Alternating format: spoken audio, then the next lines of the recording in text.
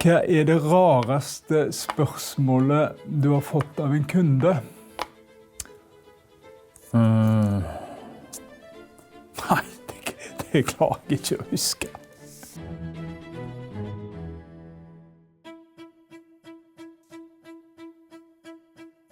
Okay.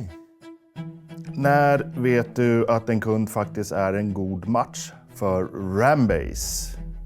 Generally, when you're on the shop floor for the first time, you make a tour of the factory. The minute you step onto the shop floor, if it smells like metal, if it smells like solder or electronics, you know we're a good fit.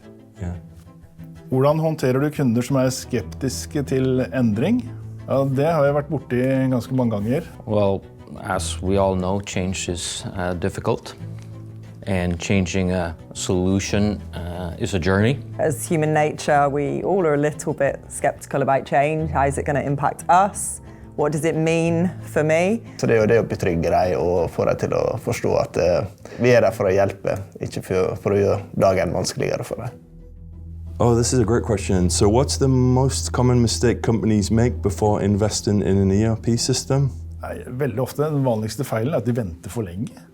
Få det nya ERP och likna det gamla som de har idag.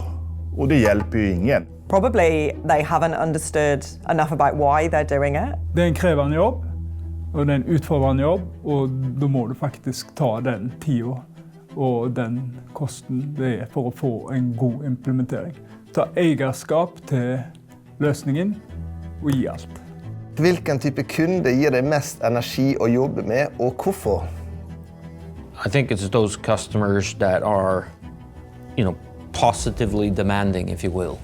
De stiller spørsmål, de interesserte. Det ju en kund som öppen till förändring, de vill göra någonting. Det därför vi har det här mötet. I like customers that have really a lot of challenges. The more problems they got, the more happy I am. What's the best compliment you can receive from a customer? We love your ERP system. It's fantastic. It does everything that we need to do. Like, where do we sign?